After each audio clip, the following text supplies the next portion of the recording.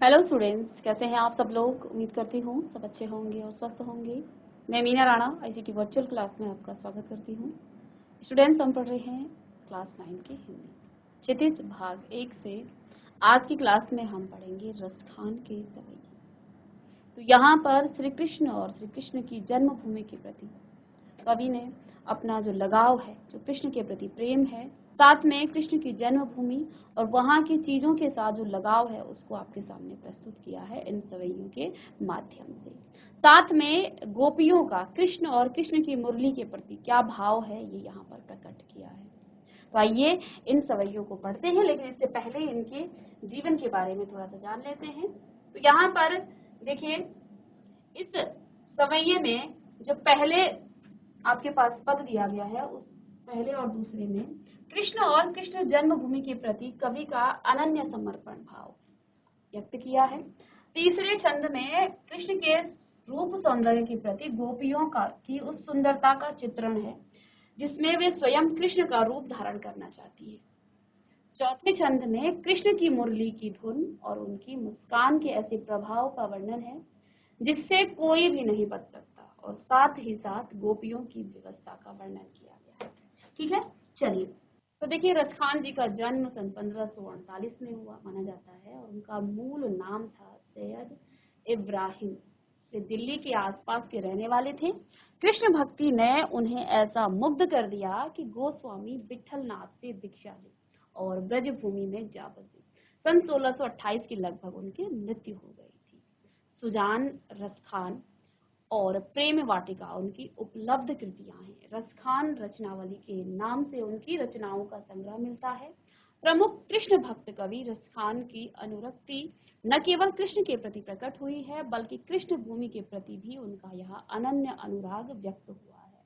तो यहाँ इन सवैयों में भी उन्होंने कृष्ण और कृष्ण की जन्मभूमि, देखिए कृष्ण से तो उनका लगाव था ही, लेकिन जिस जन्मभूमि जहाँ पर कृष्ण ने जो है उनका बचपन बीता, उन सभी चीजों का उनका यहाँ लगाव इस सवैयों के माध्यम से आपको दिखेगा। उनके कृष्ण में, काव्य में कृष्ण के रूप माधुरी, ब्रज महिमा, राधा कृष्ण की प्रेम लीलाओं का मनोहर वर्णन मिलता है। वे अपनी प्रेम की तन्मयता, भाव विरहता और आसक्ति के उल्लास के लिए जितने प्रसिद्ध हैं, उतने ही अपनी भाषा की मार्मिकता, शब्द चयन और व्यंजक शैली के लिए उनके यहाँ ब्रज भाषा का अत्यंत सरस और मनोरम प्रयोग मिलता है, जिसमें जरा सी भी शब्दा नहीं है। ठीक है, शब्दांबर नहीं है, यानी कि शब्दों का जो अंबर वो है, आडंबर है, वो नहीं है। यहाँ संकलित पहले और दूसरे सवैये में कृष्ण और कृष्ण भक्ति के प्रति, कृष्ण जन्मभूमि के प्रति कवि का अनन्य समर्पण भाव व्यक्त हुआ है। तीसरे छंद में कृष्ण के प्रति, उनके रूप सौंदर्य के प्रति गोपियों की उस मधुरता का चित्रण है जिसमें वे स्वयं कृष्ण का रूप धारण करना चाहती हैं। और चौथे छंद में कृष्ण की मुरली की धुन और उसकी मुस्कान के अचूक प्रभाव और गोपियों की व्यवस्था का वर्णन किया गया है। तो आइए इन सवैयों को हम पढ़ते हैं। चलिए, तो यहाँ पर रसखान जी कहते हैं, मानस हो तो यही रस खानी, बसो ब्रज गोकुल गांव के ग्वार। जो पशु हो तो कहाँ बस वीरु, चरो नित नंद की धेनु महाचर।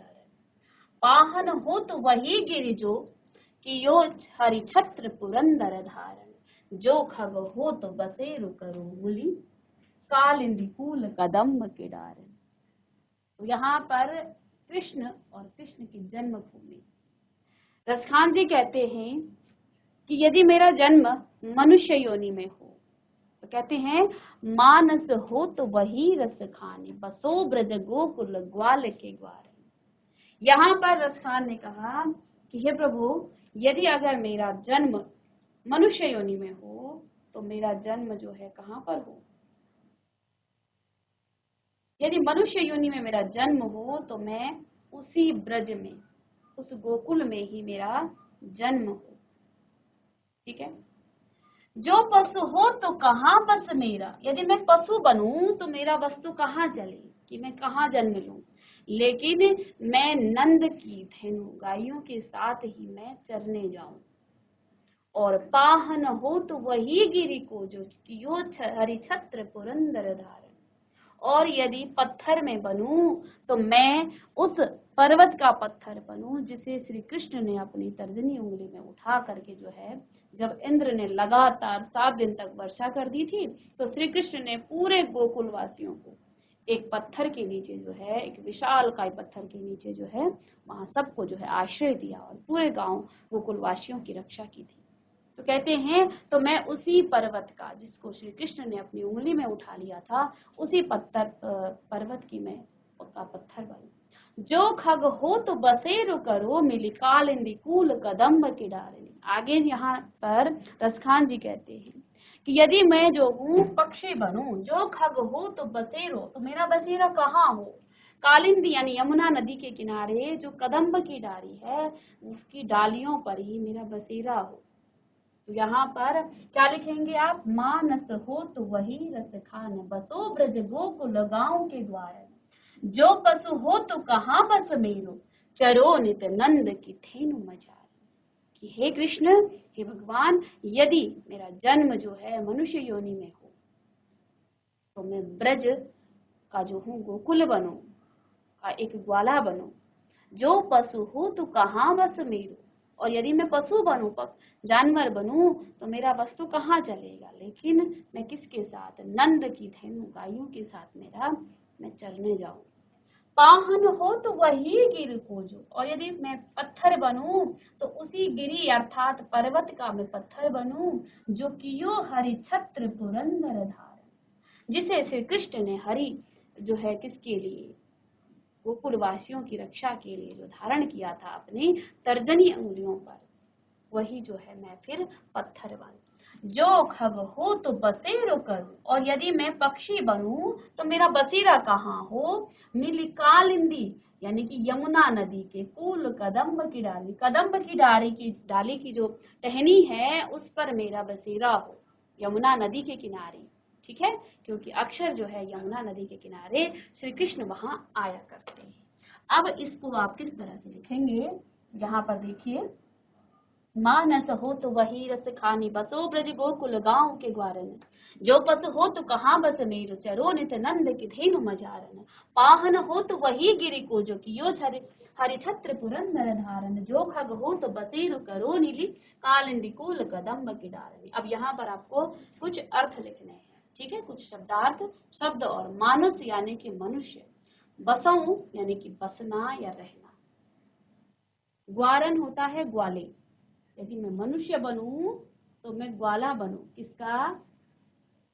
जहां पर गोकुल के जो ग्वाले हैं वो वहां का ग्वाला मैं बनूं। ठीक है। पशु यानी कि पशु, कहाँ बस यानी कि बस में न होना। चलिएगा इन शब्दार्थों को लिखेंगे आप।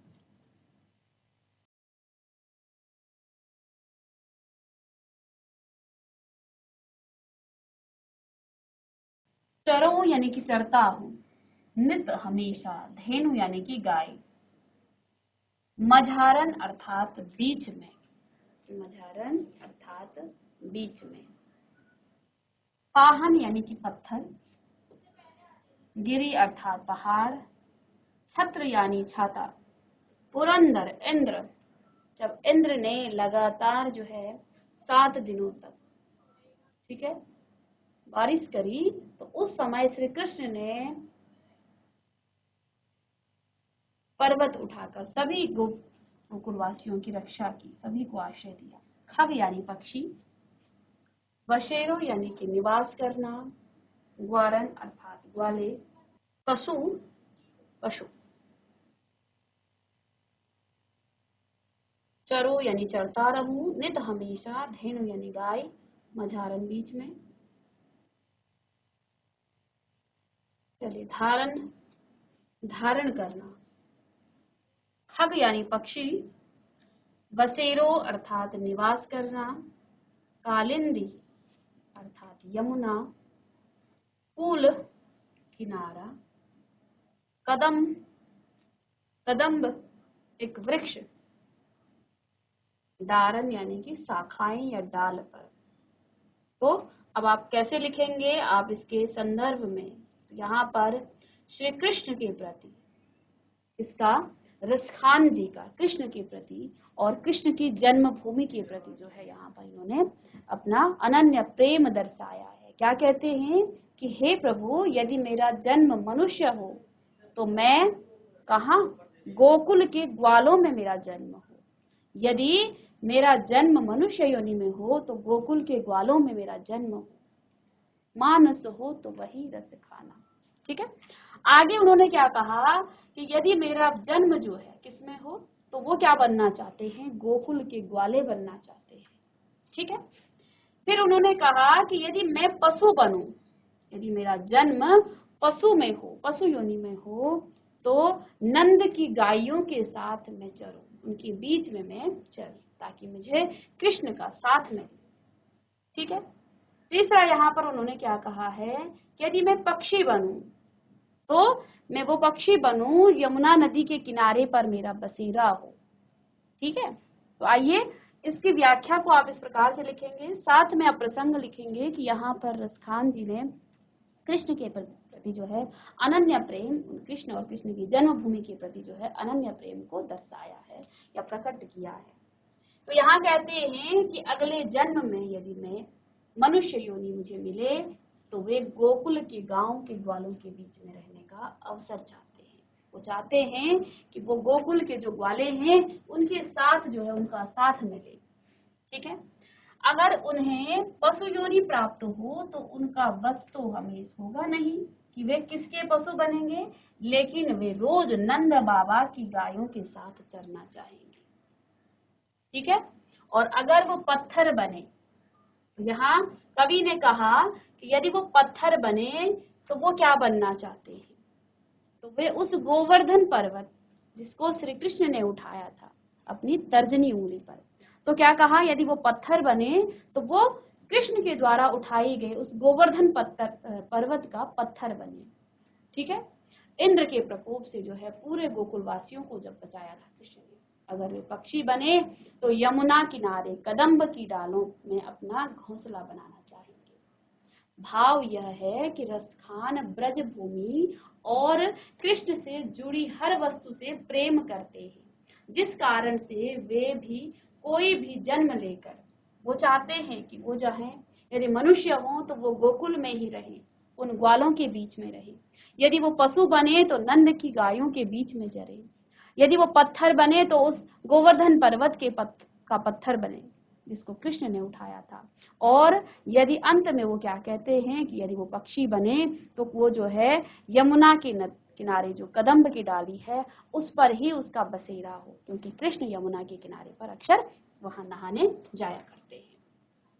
तो कहते हैं कि वो जो है कृष्ण से जुड़ी हर वस्तु से प्रेम करते हैं, जिस कारण वे कोई भी जन्म लेकर किसी भी रूप में कृष्ण का साथ चाहते हैं, चाहे उन्हें उसके लिए कोई भी कष्ट उठाना पड़े। तो यहाँ पर रसखान ने क्या कहा कि यदि मुझे अगला जन्म मिले तो हर वस्तु हो, चाहे वो जन्म हो, वो जो है हर चीज से, हर तरह से जो है वो कृष्ण के साथ रहना चाहते हैं, कृष्ण का सानिध्य वो पाना चाहते हैं। तो चलिए आप लिखेंगे इसे। इन पंक्तियों में रसखान ने अपने आराध्य श्री कृष्ण और उनकी जन्मभूमि के प्रति अपना प्रेम प्रकट किया है। रसखान कहते हैं कि अगर उन्हें अगले जन्म में मनुष्य योनि मिले तो वे गोकुल के गांवों के ग्वालों के बीच रहने का अवसर चाहते हैं, और अगर उन्हें पशु योनि प्राप्त हो तो उनका वश तो नहीं चलेगा, लेकिन वे जो हैं रोज नंद बाबा की गायों के साथ चरना चाहेंगे। अगर वे पत्थर भी बन जाएं तो गोवर्धन पर्वत का पत्थर बनना चाहेंगे, जिसे श्री कृष्ण ने अपनी तर्जनी उंगली पर उठा लिया था और ब्रजवासियों की रक्षा की थी। और अंत में उन्होंने कहा कि यदि उन्हें पक्षी योनि में जन्म लेना पड़े तो वो यमुना के किनारे तो कदम्ब की डाली है उसी पर जो है उसका उनका बसेरा हो, वहीं पर वो रहे। अब यहाँ उनका कहने का जो भाव है, क्या भाव यहाँ प्रकट होता है, कहते हैं कि रसखान ब्रज भूमि और कृष्ण से जुड़ी हर वस्तु से वो प्रेम करते हैं। ठीक है। जिस कारण वे कोई भी जन्म लेकर किसी भी रूप में कृष्ण का साथ चाहते हैं, चाहे उन्हें इसके लिए कोई भी कष्ट उठाना पड़े, चाहे उन्हें इसके लिए कोई भी कष्ट उठाना पड़े, वो हर जन्म में कृष्ण का साथ चाहते हैं। ठीक है, चलिए तो देखिए पहली पंक्ति में उन्होंने क्या कहा है कि वो जो है यदि मनुष्य योनि उनको मिले तो वो क्या बनना चाहते हैं, गोकुल के गांव के ग्वालों के बीच में रहने का अवसर चाहते हैं। अगर उन्हें पशु योनि प्राप्त हो तो उनका वश तो नहीं होगा, लेकिन पशु बनेंगे तो वो किसके पशु बनेंगे, लेकिन हर रोज वो जो है नंद बाबा के गायों के साथ चरना चाहेंगे। अगर उन्हें पत्थर भी बन जाए तो वे जो है गोवर्धन पर्वत का पत्थर बनना चाहेंगे। ठीक है, और कहते हैं अगर वो पक्षी बने तो यमुना किनारे कदम्ब की डालों में अपना घोंसला बनाना चाहेंगे, यानी उनका बसेरा ही वहां पर। ठीक है, चलिएगा तो यहाँ से आपका भाव भी प्रकट हो सकता है, आप भावार्थ अलग भी लिख सकते हैं इसमें। ठीक है, तो यहाँ से आप भाव भी इसका अलग भी लिख सकते हैं कि क्या भाव यहाँ पर कवि का है। तो यहाँ भाव क्या है कि रसखान ब्रज और कृष्ण से जुड़ी हर वस्तु से प्रेम करते हैं, जिस कारण वे कोई भी जन्म लेकर के किसी भी रूप में कृष्ण का साथ चाहते हैं, चाहे उन्हें इसके लिए कोई भी कष्ट उठाना पड़े। तो इसे आप भावार्थ में भी लिख सकते हैं, ये आपका भावार्थ है।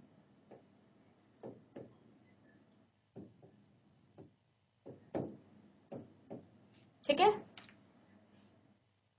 तो इस तरह से आपको लिखना है, और यहाँ पर इसको आप प्रसंग में लिख सकते हैं।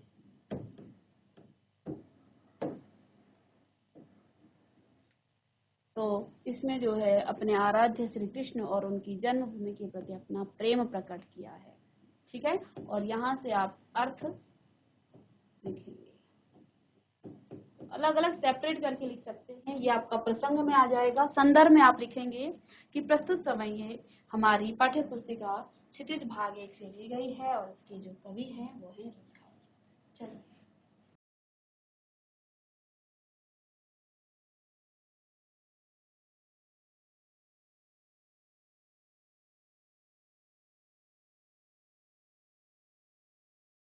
चलिए आगे देखिए। अब आगे जो है इसमें क्या, आगे की पंक्तियों में क्या कहते हैं, या लकुटी अरु कामरिया पर राजतिहुपुर को तजिडारो, आठों सिद्ध नवो निधि को सुख, नंद की गाय चराई न विसारो, रसखान कबो इन आखिन सो, ब्रज केवन बाग तड़ाग निहारो, कौटिक एकल धौत के घाम, करील के कुंजन ऊपर वारो। अब यहाँ पर आप पहले इस पंक्ति को लिख लीजिएगा। या का मतलब यहाँ पर जो से, जो लकुटी यानी कि लकड़ी, अरुका मरिया और कंबल,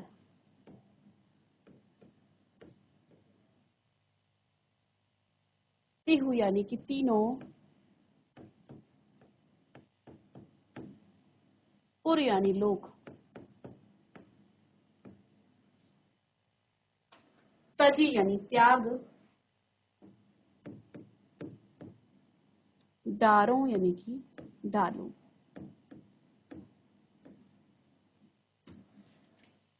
आठ हूँ आठ सिद्धि और नौ निधि, गाय चराना यानी विसारो यानी भूल जाना,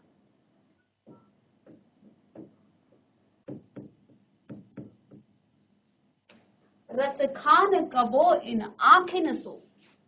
यहाँ पर भी आपको जो है इसके शब्दार्थ दिख जाएंगे, पहले आप यहाँ से लिख लीजिएगा।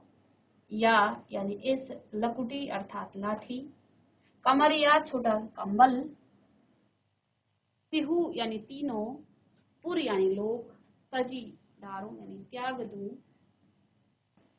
नवो निधि नौ निधिया, विसारों यानी भूलूं, तालाब, तड़ाग, तालाब, निहारों देखता हूं, कौटिक करोड़ों, कलघौत कलधौत के घाम यानी सोने चांदी के महल, करील कांटेदार झाड़ियां, लताओं से भरा स्थान। ठीक है, अब यहाँ पर रसखान जी क्या कहते हैं कि देखिए, जिस कंबल और लाठी को लेकर श्री कृष्ण गाय को चराने जाते हैं, उस कंबल और लाठी के लिए रसखान जी सभी राज्य को त्यागने को तैयार है। तो यहाँ पर इसका अर्थ देखेंगे, उपरोक्त पंक्ति में कृष्ण के प्रेम में डूबे रसखान कहते हैं कि जिस लाठी और लंगोटी या कंबल, लाठी और कंबल को लेकर कृष्ण गाय चराने के लिए जाते हैं, उस लाठी और छोटे कंबल को पाने के लिए अगर उन्हें तीनों लोकों का राज्य भी जो है त्यागना पड़े तो वो त्याग देंगे, और वे नंद बाबा की गाय चराने के सुख के बदले 8 सिद्धियों और 9 निधियों के सुख को वो भूल जाने के लिए तैयार हैं। यानी कि वो जो है नंद बाबा के गायों को चराने के लिए सभी सुखों को त्याग करने के लिए तैयार है। आगे रसखान जी ने कहा कि वे अपनी आंखों से ब्रज के वनों, बागों और तालाबों को देख सकेंगे, अर्थात रसखान ब्रज भूमि के उन सभी स्थानों को देखना चाहते हैं जहां श्री कृष्ण घूमा करते थे। रसखान सोने चांदी के करोड़ों महल,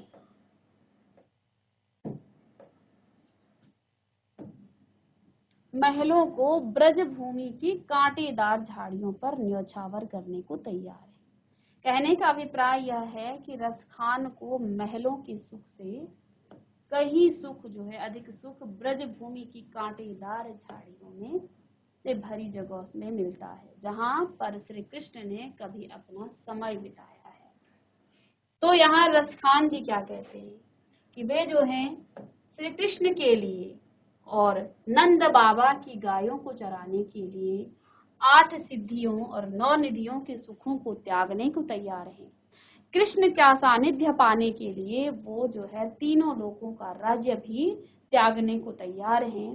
कहते हैं, मैं हर हाल में कृष्ण के उन वनों, बागों और तालाबों का साथ चाहता हूँ जहाँ पर कृष्ण ने अपना समय व्यतीत किया है, जहाँ पर कृष्ण ने अपना समय बिताया है।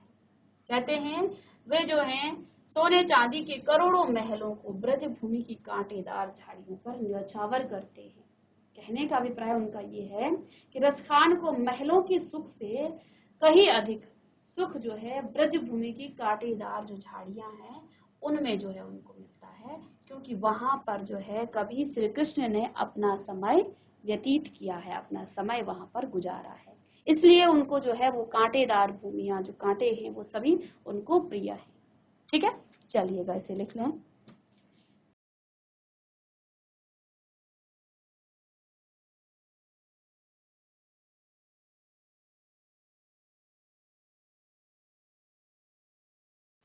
चलिए तो स्टूडेंट्स, नेक्स्ट क्लास में आगे हम इसको पढ़ेंगे जिसमें गोपियां आपस में बातें कर रही हैं, कृष्ण के और कृष्ण की मुरली के प्रति उनका क्या भाव है वो हम नेक्स्ट समयों में पढ़ेंगे। तो मिलते हैं नेक्स्ट लेक्चर में, तब तक के लिए थैंक यू।